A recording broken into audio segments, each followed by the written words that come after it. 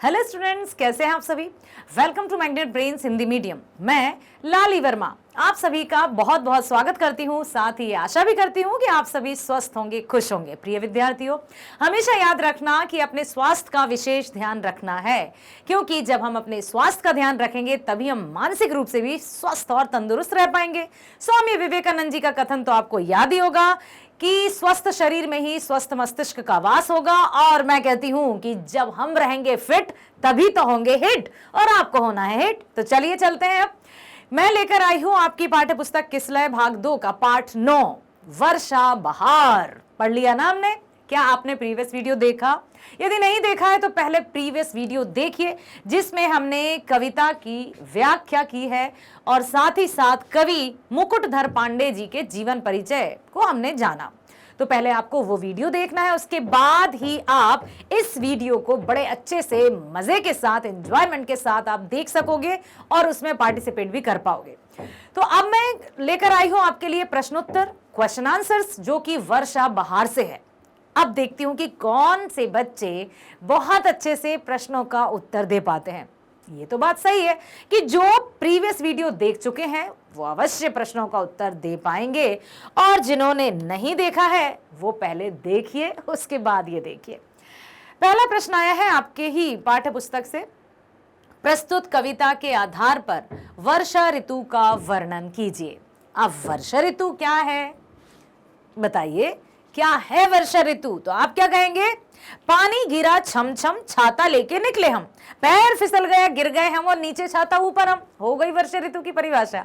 और बताइए, जब ताल तलैये भर जाते हैं, मोर बाग में गाते हैं, फूल सभी खिल जाते हैं और मौसम बहुत सुनहरा होता है, तब आ जाती है वर्षा ऋतु। ये भी बड़ी अच्छी बात है।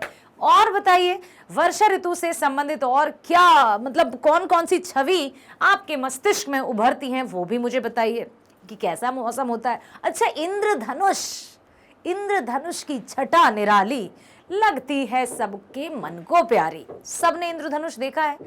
देखा है ना? क्यों क्यों क्यों दिखाई देता है इंद्रधनुष, और उसको इंद्रधनुष क्यों कहते हैं? प्रश्न बड़ा अच्छा है कि इंद्रधनुष सतरंगी, बिल्कुल आपने देखा होगा कि कितना सुंदर, जिसमें सातों रंग दिखाई देते हैं। सातों रंग इस तरह का आकाश में छाया हुआ होता है, 7 अलग अलग कलर की जो रहता है। ठीक है, तो इंद्रधनुष भी आपको देखने को मिला है। अब हम इसमें लिखेंगे कि कविता किसने लिखी है? मुकुटधर पांडे जी ने। कवि मुकुटधर पांडे, कविता का नाम वर्षा बहार, पाठ्य पुस्तक किसलय भाग 2। मुकुटधर पांडे जी की कविता वर्षा बहार में वर्षा ऋतु को सुखदायक और मनोहर बताया गया है। मनोहर का अर्थ क्या है? मन को हरने वाली, मन को हरने वाला या वाली, ठीक है, जो मन को अच्छी लगे। ठीक है, आप देखिए, वर्षा ऋतु के आते ही क्या हो जाता है? आकाश में घनघोर काले काले बादल छा जाते हैं। आपने अलंकार पढ़े हैं बेटा? अलंकार जानते हो? जब भी हम यमक अलंकार का उदाहरण लेते हैं, क्या लेते हैं? काली घटा का घमंड घटा। तो जो घनघोर घटा छा जाती है आकाश में, काले काले बादल छा जाते हैं। जब वर्षा ऋतु आती है तो बिजली भी चमकने लगती है, कहीं यहाँ तो कहीं वहाँ, तरह तरह से बिजली की चमक दिखाई देती है। उसके बाद जो गड़गड़ाहट होती है, बादलों की जो गर्जना होती है, वो कभी कभी तो इतनी भयंकर होती है कि अरे बाप रे, कहाँ हुआ, क्या हुआ, कहाँ पर बिजली गिरी, ऐसे देखने को मिलता है। सुना होगा ना? और जहां कहीं बिजली गिरती है, जन धन की हानि होती है। जब प्रकृति का प्रकोप, प्राकृतिक प्रकोप, ठीक है, जब आते हैं तब मनुष्य कुछ नहीं कर सकता। ये जो प्रलय है या जो कुछ प्रकृति के साथ जब छेड़छाड़ की जाती है, तो मनुष्य के हाथ में कुछ नहीं है। जो हमारे हाथ में है, जो प्रकृति के साथ में है, हमें वैसा कार्य करना होगा। कितनी अच्छी ऋतु है। वर्षा ऋतु आते ही आकाश में घनघोर बादल छाने लगते हैं, बिजली चमकने लगती है, बादल गरजने लगता है, पानी बरसता है, झरने झरझर कर बहने लगते हैं। और जो झरने बहते हुए ना, आपने 10वीं में आप एक कविता पढ़ोगे, पर्वत प्रदेश में पावस, पंत जी की कविता है, बहुत अच्छी कविता है, जिसमें वर्षा ऋतु का वर्णन किया है। झरने, दूधिया रंग के झरने, जब पानी एकदम पूरे वेग के साथ झरनों से नीचे आता है तो ऐसा लगता है जैसे चारों तरफ किसी ने दूध का झाग बिखेर दिया हो। मोतियों की माला से भी उन्होंने तुलना की है। तो वर्षा ऋतु का मौसम तो मन को लुभाने वाला है, तभी इसको मनोहारी कहा गया है। पानी बरसता है, झरने झर झर कर बहने लगते हैं, ठंडी ठंडी हवाएं चलने लगती हैं। और ऐसी ठंडी हवाएं कि गर्मी के बाद जब वर्षा ऋतु आती है तो उस ठंडी हवा में सर्दी का एहसास भी होता है कि अरे बड़ी ठंडी हवा चल रही है ना। इस तरह का मौसम भी लगता है। तो अब आता है, डालियां झूलती नजर आती हैं। अब हवा चलेगी तो डालियां भी झूलती हुई नजर आएंगी। डालियां झूलती हैं तो वो मौसम भी बड़ा सुनहरा लगता है। जलीय जीव जंतु प्रसन्न दिखाई पड़ते हैं। मैंने प्रीवियस वीडियो में आपसे एक प्रश्न किया था कि आपको बताना है कि केवल जल में ही रहने वाले जीव जंतुओं के नाम। मछली मैंने बता दिया था, हाँ ठीक है। तो मछली के अलावा ऐसे कौन कौन से जीव हैं जो केवल जल में रहते हैं, वो आपको बताना है। क्या ऐसे कोई पेड़ पौधे, बेल आदि भी हैं जो जल में रहती हैं, बताना है आपको। तो जलीय जीव भी प्रसन्न दिखाई पड़ते हैं क्योंकि ताल तलैये भर जाते हैं, सबके मन को हर्षाते हैं। मालिनें गीत गाने लगती हैं, मोर नाचने लगता है, मेंढक की आवाज सुनाई पड़ने लगती है, गुलाब खिलने लगता है, हंस कतार बांधे चलने लगते हैं। अब हमने वर्षा बहार के आधार पर वर्षा ऋतु का वर्णन किया है, ठीक है। तो जब कभी भी कविता से संबंधित या किसी भी पाठ से संबंधित किसी मौसम के बारे में वर्णन करने का कहा जाए तो हमें पाठ के आधार पर ही करना होता है।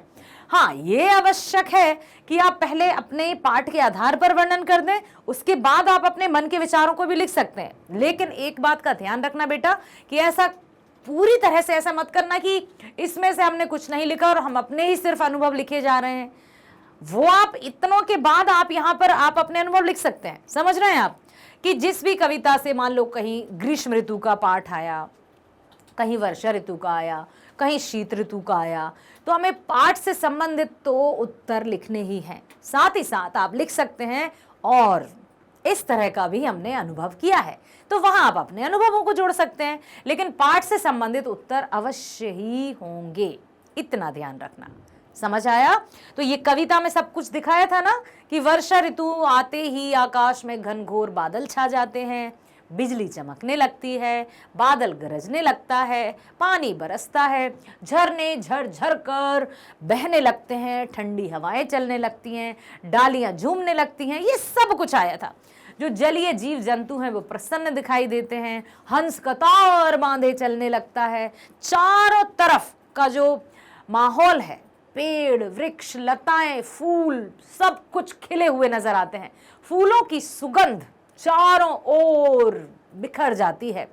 प्रकृति का जो रूप है वो बड़ा ही मनमोहक लगता है, मनोहारी लगता है। तभी तो बताया कि वर्षा ऋतु को सुखदायक और मनोहर बताया गया है। सुखदायक, सुख, क्योंकि यदि हम देखें तो किसानों का जीवन किस पर आधारित है? वर्षा पर। क्योंकि किसान जब अपने खेत में फसल बोता है तो पहले आपने पता हो ना, ये चैत्र वैशाख में फसल कट गई है, अब कुछ समय उसको मिला है, फिर उस समय बखरनी करते हैं, वो कल्टीवेशन होता है। उसके बाद फिर वो एक बरसात का इंतज़ार करते हैं कि बरसात आ जाए ताकि पूरी तरह से जो ज़मीन है वो पानी को पी ले, एब्जॉर्ब कर ले और भूमि उपजाऊ हो जाए। किसानों के लिए वर्षा ऋतु बहुत मतलब दिल से जुड़ी हुई है और सबको ही वर्षा ऋतु अच्छी लगती है। कुछ सिर्फ आनंद के लिए वर्षा ऋतु को या कहें कि वर्षा ऋतु का स्वागत करते हैं और कुछ अपने जीवन से जुड़ी होने के कारण वर्षा ऋतु का स्वागत करते हैं। लेकिन हर स्थिति में देखा जाए तो मौसम की जो बरसात है वो सबको अच्छी लगती है। लेकिन बिना मौसम बरसात होने के पीछे मनुष्य का हाथ है, इसलिए हमें प्रकृति के साथ छेड़छाड़ नहीं करनी है, ठीक है। वर्षा ऋतु में बाग बगीचों में आनंद क्यों छा जाता है? क्यों बताइए? बाग बगीचों में आनंद? अरे भाई, जब बाग बगीचों की बात हो रही है तो तरह तरह के रंग बिरंगे फूलों की बात होगी। फूलों की सुगंध चारों तरफ बिखर जाएगी। मालिन और माली जो हैं वो गीत गाने लगेंगे। मौसम सुहाना है, क्या बात है ना, कुछ भी मतलब बहुत अच्छी तरीके से जब बाग बगीचों में फूल खिल जाते हैं तो वो जो मौसम है वो आनंद भरा हो जाता है।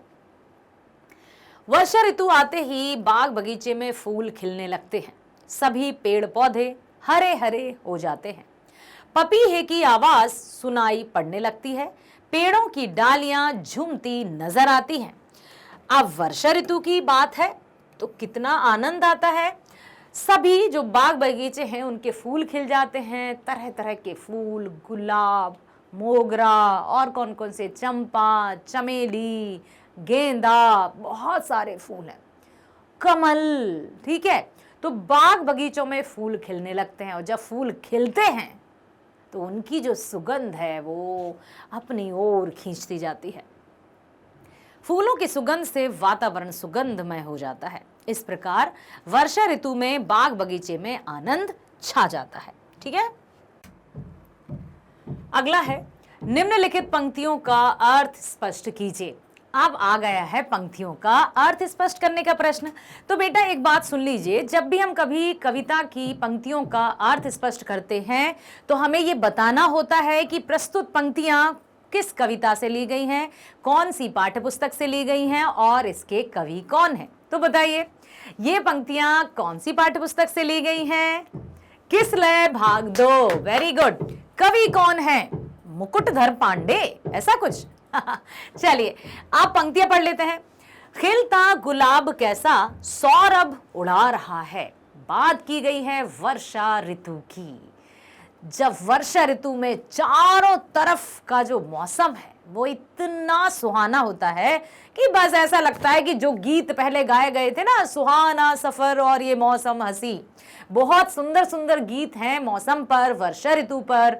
बहुत ही अच्छा, मतलब ये जो मौसम है वो सबके दिल को छू जाता है, इतना प्यारा मौसम है। तो खिलता गुलाब कैसा सौरभ उड़ा रहा है।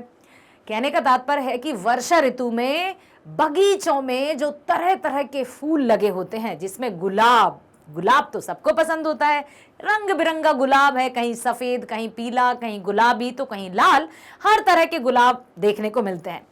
तो जब वर्षा ऋतु में गुलाब खिलता है तो वो अपनी सुगंध चारों तरफ बिखेर देता है और मौसम सुगंधित हो जाता है, सुहावना हो जाता है, आकर्षित हो जाता है, ठीक है। वर्षा ऋतु में गुलाब खिलने से वातावरण सुगंधित हो जाता है। इतना अच्छा, जैसे यदि हम गुलाब की अगरबत्ती भी घर में लगाते हैं ना, तो एक रूम में लगाते हैं, दूसरे रूम में सुगंध चली जाती है। जब उसके कुछ थोड़े से अर्क से इतनी प्यारी सुगंध आती है कि मन एकदम मंत्रमुग्ध हो जाता है। जब वास्तव में जहाँ बगीचे हैं, जहाँ गुलाब ही गुलाब खिलते हैं तो कितना अच्छा मौसम लगता है, कितना सुगंधित हो जाता है। तो वन्य पक्षी, जीव जंतु, जलचर, पशु पक्षी, प्राणी, किसान, बाग बगीचे सभी खिल जाते हैं वर्षा ऋतु में। गाते हैं गीत कैसे लेते किसान मनहर। अब बात आ गई किसानों की कि जहां जलचर, पशु पक्षी, जीव जंतु सब, जो मौसम है वो बहुत सुहाना लगता है। ऐसे में जो किसान हैं उनकी प्रसन्नता की तो बात ही अनोखी है, क्योंकि किसानों का सीधा संबंध वर्षा से और वर्षा का सीधा संबंध कृषि से, ठीक है, फसल से। तो जब वर्षा ऋतु आती है तो किसानों का मन तो झूमने लगता है। जैसे धान की रोपाई होती है, धान के लिए तो बहुत अधिक वर्षा की आवश्यकता होती है। बिल्कुल पूरी तरह से जो क्यारियां बनाई जाती हैं, क्या आपने देखा है धान की खेती को? बताना मुझे, ठीक है, कि धान की खेती। अच्छा, एक और प्रश्न पूछूं आपसे कि भारत में कौन कौन से क्षेत्रों में चावल की खेती की जाती है, अर्थात धान की खेती की जाती है, बताइएगा। आपने अवश्य सामाजिक अध्ययन में पढ़ा होगा और आपने ये भी आइडेंटिफाई भी किए होंगे, कभी कभी पॉलिटिकल मैप आ जाता है, कभी कभी ज्योग्राफिकल मैप आ जाता है, तो उसमें आपने ये बताया होगा कि कौन से स्थानों पर जैसे नदियां हैं, कौन सी नदी कहाँ से कहाँ तक होती है। तो अब मैंने पूछा है धान की खेती कहाँ कहाँ की जाती है, तो आप मुझे बताइएगा। आप नाम लिखने के साथ राज्य का नाम भी बताइएगा कि कौन कौन से राज्यों में धान की खेती की जाती है। और धान की खेती के लिए अधिक वर्षा की अर्थात अधिक पानी की आवश्यकता होती है। आपको पता होगा ना कि इस तरह से खेत में क्यारियां बनाई जाती हैं, है ना। खेतों में क्यारियां बनती हैं, क्यारियां समझते हैं, इस तरह से ऐसे क्यारियां बनती हैं और उन क्यारियों में पानी भरा रहता है। और जब धान की खेती पंक्तिबद्ध तरीके से की जाती है बेटा, पंक्तिबद्ध तरीके से, समझ रहे हैं आप, इस तरह से रोपा जाता है धान को, बिल्कुल जो प्लांटेशन कहते हैं ना जिसको, उसी दलदल में कीचड़ में धस धस के एक 10वीं कक्षा 8वीं कक्षा में आप पढ़ेंगे बाल गोविंद भगत। एनसीईआरटी में 10वीं कक्षा में पाठ है और बिहार बोर्ड में 8वीं में है। आप इस कक्षा के बाद देखेंगे कि बाल गोविंद भगत जो पाठ है जिसे राम वृक्ष बेनीपुरी जी ने लिखा है, उसमें धान की खेती का वर्णन किया है। साथ ही साथ इतना प्यारा जो मधुर गीत बाल गोविंद भगत जी द्वारा गाया जाता था उसका भी वर्णन है। तो धान की खेती के लिए वर्षा जरूरी और खेती का संबंध किसानों से, किसानों का संबंध वर्षा से, वर्षा का संबंध फसल से, तो तीनों चारों एक दूसरे से कनेक्टेड हैं। समझ में आया? इसलिए यहाँ पर किसानों का खास तौर से वर्णन किया है कविता में। यहाँ और किसी का तो वर्णन नहीं किया, ना किसी व्यापारी का, ना किसी जैसे हम कहें इंजीनियर्स हैं उनका भी वर्णन नहीं है, लेकिन किसानों का वर्णन है क्योंकि किसानों का सीधा संबंध वर्षा से, वर्षा का सीधा संबंध खेती से होता है। इस तरह की ये क्यारियां रहती हैं और वर्षा ऋतु, यदि मैं इस तरह से कर लूं, नहीं रुको, जैसे यदि मैं इस तरह से, अच्छा एक सेकंड रुकना, हम करते हैं यहाँ पर ग्रीन। तो यदि हम लगा दें क्यारी, ये इस तरह की क्यारियां लगी रहती हैं और धान की खेती होती है, बड़ी सुंदर लगती है। ठीक, ये जो है जब धान की रोपाई चलती है और बारिश की झम झम झम बूंदें गिरती हैं तो सबके मन को हर लेती हैं। और उस समय बाल गोविंद भगत का जो संगीत है वो किसी को थकान भी महसूस नहीं होने देता। कब सुबह, सुबह से दोपहर, दोपहर से शाम और शाम से रात हो जाती है किसी को पता ही नहीं चलता। ये है वर्षा ऋतु का जादू और ये है वर्षा ऋतु का संबंध किसानों से। तो इस तरह से जो खेती है, जो किसानी है, उसका संबंध वर्षा ऋतु से जोड़ा गया है। समझ आया? तो गाते हैं गीत कैसे लेते किसान मन। अब गीत गाते गाते धान रोपते हैं, गाते गाते फसल उगाते हैं, गाते गाते फसल काटते हैं। बड़ा मजा आता है, उन्हें कोई थकान महसूस नहीं होती। और पता है आपको कब थकान महसूस नहीं होती?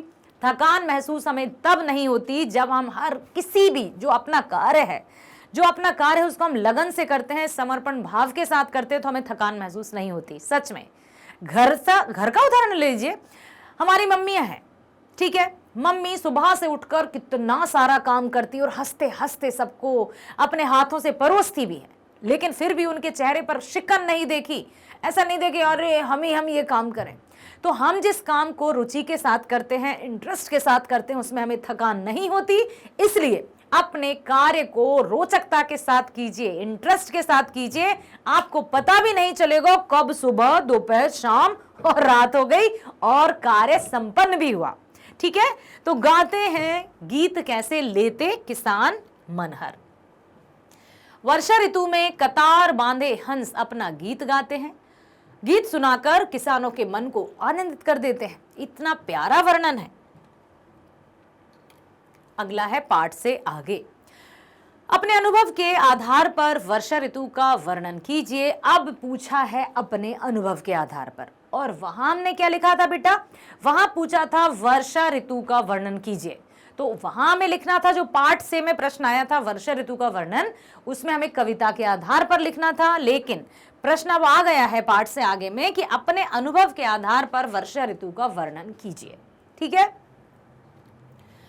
वर्षा ऋतु कौन सी ऋतु के बाद आता है? ग्रीष्म ऋतु के बाद। ग्रीष्म ऋतु के बाद वर्षा। वर्षा का आगमन होता है, आकाश में बादल छाने लगते हैं और मौसम बड़ा सुहाना लगता है। बिजली चमकती है, बादल गरजने लगते हैं और पानी बरसने लगता है। पेड़ पौधों में नवजीवन आ जाता है। तालाब, नदियां, झील सब कुछ जलमय हो जाता है और जो वातावरण है वो बहुत ही सुहाना लगता है। सभी जल स्रोतों में पानी भरने लगता है, सब जगह कीचड़ ही कीचड़ नजर आती है। मेंढक की आवाज, झिंगुर की आवाज सुनाई पड़ने लगती है। चारों ओर खुशहाली नजर आती है और छोटे छोटे बच्चे घरों से निकलकर खूब मौज मस्ती करते नजर आते हैं। ये भी जरूर लिखिएगा, ठीक है? आपने भी मौज मस्ती की होगी ना। ग्रीष्म ऋतु के बाद वर्षा ऋतु आती है।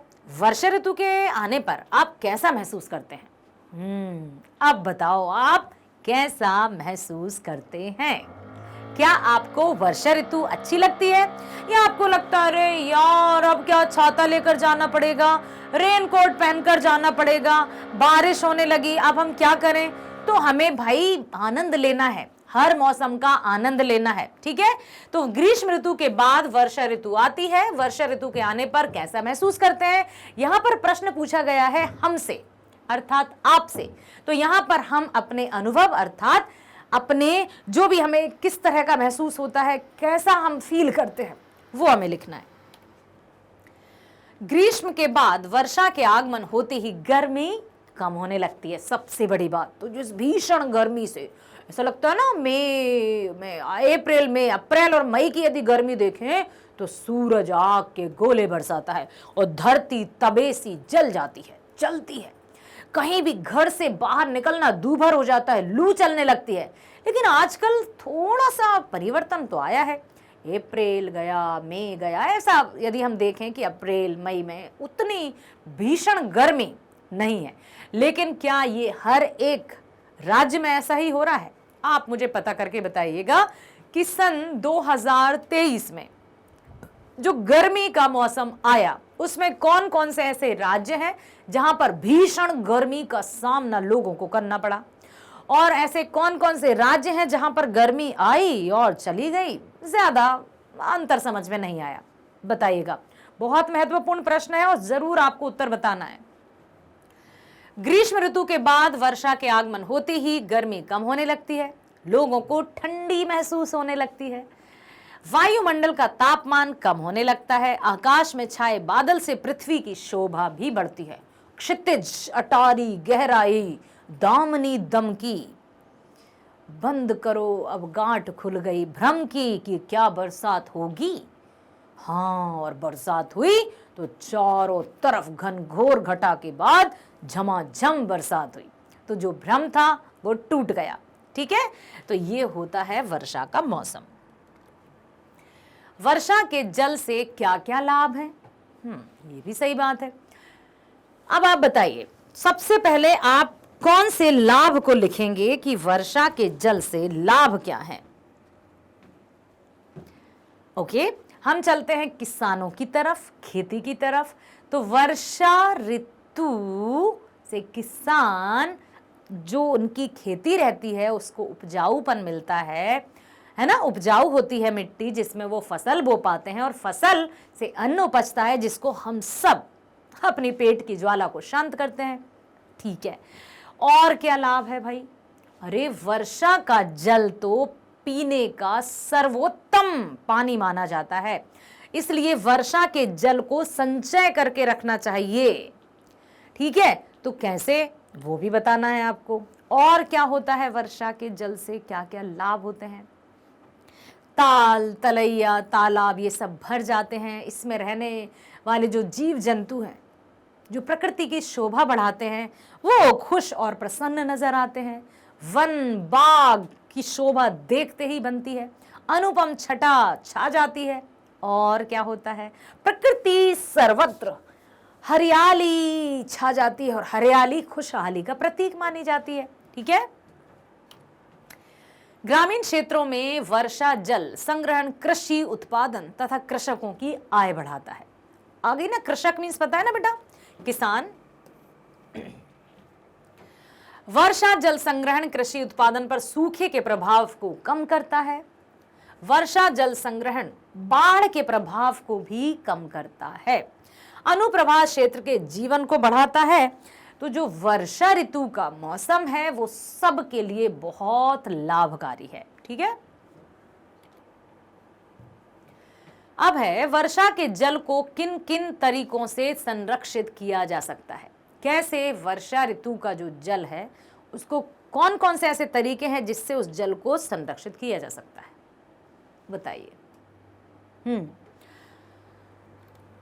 सतह से बारिश के पानी को इकट्ठा करना बहुत ही असरदार और पारंपरिक तकनीक है। कि यदि अच्छा, बचपन की बात फिर मुझे याद आ गई कि जब कभी पहले घरों में हैंडपंप या घर के अंदर पानी आने के स्रोत नहीं होते थे, जब हम बहुत छोटे थे उस समय हैंडपंप से पानी मंगवाया जाता था, तब कहीं जाकर घर में पानी का उपयोग होता था। तो वर्षा ऋतु जब लगातार बारिश हो रही है तो अब कैसे हैंडपंप से मंगवाया जाए पानी, कैसे लाया जाए पानी। तो बड़े बड़े से जो परात होते हैं ना, परात, बड़े बड़े से थाल या कुछ टंकियां, साफ सुथरे बर्तन, उनको आंगन में रख दिया जाता था। आंगन में रखने के बाद वो पानी एकत्रित होता था, फिर उसको छानकर पीने के उपयोग में लाया जाता था, रसोई घर में उपयोग में लाया जाता था। बाकी नहाने धोने का काम तो जो पानी बरस रहा है उसको भर लो और यूज करो। तो ये सारी बातें हैं कि वो पीने का पानी तो बहुत शुद्ध होता है। तो सतह से बारिश के पानी को इकट्ठा करना बहुत असरदार और पारंपरिक तकनीक है। ठीक है। छोटे से छोटे तालाबों, भूमिगत टैंकों, बांध आदि के इस्तेमाल से जल संरक्षण किया जा सकता है। छोटे छोटे तालाबों का निर्माण कर लिया जाए जिससे कि जल को संरक्षित किया जा सके। साथ ही साथ भूमिगत टैंकों, भूमिगत समझते हो, जल भूमि के नीचे कुछ ऐसे टैंक बनवा दिए जाएं जिससे पानी उसी में सुरक्षित रहे। बांध मतलब पुल आदि के इस्तेमाल से भी जल संरक्षण किया जा सकता है। भूमिगत पुनर्भरण तकनीक जल संग्रहण का एक नया तरीका है। इसे कुआं खोदकर गड्ढा, खाई, हैंडपंप और कुएं को दोबारा चार्ज करके किया जा सकता है। तो ये ऐसी कुछ बातें हैं जिनसे हम वर्षा के जल को संरक्षित कर सकते हैं और उस पानी का इस्तेमाल अपने दैनिक जीवन में भी कर सकते हैं। ठीक है। तो जिससे हमें पानी की कीमत, पानी की रक्षा, पानी की सुरक्षा का भी अंदाजा होगा। और जो नहीं कि भाई जिनके पास पानी बहुत है वो पाइपों से गाड़ियां धोते नजर आते हैं, सड़कें धोते हुए नजर आते हैं, और कहीं यदि देखें हम राजस्थान की तरफ यदि चलें तो वहां लोग बूंद बूंद के लिए तरसते हैं। 11वीं कक्षा में एक पाठ है राजस्थान की रजत बूंदें, एनसीईआरटी में, उसमें बताया कि कैसे छोटी छोटी कुइयां खोदते हैं वो, और कुइयां भी कई फुट गहरी होती है, उनको ढक कर रखा जाता है, बूंद बूंद पानी रिसता है, उसको एकत्रित करके फिर पीने योग्य लाया जाता है। ठीक है। तो इतनी मुश्किलों से कहीं पानी मिल रहा है और जहां मिल रहा है उसका सदुपयोग नहीं हो रहा है। तो हमें यह करना होगा कि प्रकृति जो भी हमें प्रदान करती है उसका सदुपयोग हमें करना है, अच्छे से प्रयोग करना है। ठीक है। सदुपयोग मीन्स अच्छा प्रयोग। यहां कविता की प्रथम पंक्ति दी गई है, इसके आधार पर अन्य 3 पंक्तियों की रचना स्वयं कीजिए। लिखा है बादल बरसे नाचे मोर, उसके बाद क्या है, बिजली चमके करे शोर, फिर धरा दम के बोले हंस, मच्छर उपजे करें दंश। हाँ, ये भी तो सही है कि भाई जब बरसात होती है तो जगह जगह पानी भर जाता है, और जब पानी जमा रहता है वहां मच्छर पनप जाते हैं, और मच्छरों के काटने से बीमारी भी फैलती है। फिर मच्छरदानी का प्रयोग होता है, क्योंकि गांव के घर, जैसे शहर में तो हमने क्या ऑल आउट लगा दिया, हमने ये कर दिया भाई, ये यूज कर लिया, लिमिटेड जगह है। लेकिन गांव में तो बड़े बड़ी दलानें होती हैं, आंगन होते हैं, बड़े बड़े घर होते हैं, वहां कहाँ हम ऑल आउट लगाएंगे, कहाँ उसकी सुगंध से मच्छर मरेंगे या नहीं आएंगे। तो वहां क्या होते हैं, मच्छरदानी लगाते हैं, नहीं तो मच्छरों से काटा जा सकता है। फिर एक और पहले धुआं किया जाता है, ठीक है, जिससे नीम के सूखी सूखी पत्तियां उनको जलाकर धुआं होता है, जिससे मच्छर भाग जाते हैं। ऐसा भी मैंने बचपन में देखा है। तो ये सब बिजली चमके करे शोर, धरा दम के बोले हंस, मच्छर उपजे करें दंश। ठीक है, निम्नलिखित शब्दों के विलोम लिखिए, और विलोम का अर्थ आपको पता ही होगा, उल्टा। यस, सुख तुरंत बताएंगे, दुख, प्रसन्न, प्रसन्न का क्या होगा, अप्रसन्न या दुखी। सुंदर, सुंदर का क्या होगा, कुरूप या बदसुंदर, बदसूरत क्या होगा। ठंडी, गर्मी। अब देखते हैं, सुख दुख, प्रसन्न अप्रसन्न, सुंदर कुरूप, ठंडी गर्मी। कुरूप, कुरूप मतलब बुरा रूप, तो सुंदर का होता है कुरूप, जैसा अभी मैंने कहा था। आशा करती हूं हर एक प्रश्न को बहुत ध्यान से आपने सुना है, समझा है, और ये भी आशा करती हूं कि आप बहुत ध्यान से पढ़ते हैं। मेरे प्यारे बच्चों, अपने लक्ष्य की प्राप्ति के लिए हमें पूरी तरह से लीन होकर पढ़ना होगा। अपने पढ़ने का तात्पर्य सिर्फ किताबी ज्ञान ही नहीं बेटा, हमें समाज को पढ़ना होगा, हमें परिवार को पढ़ना होगा, हमें आसपास के वातावरण को पढ़ना होगा, जिससे हम हर एक परिस्थिति में अपने आप को रख सकें और जीवन बहुत अच्छे से बिता सकें। चलिए, तो मिलते हैं अगले वीडियो में। स्वस्थ रहिए, खुश रहिए, bye bye, thank you so much.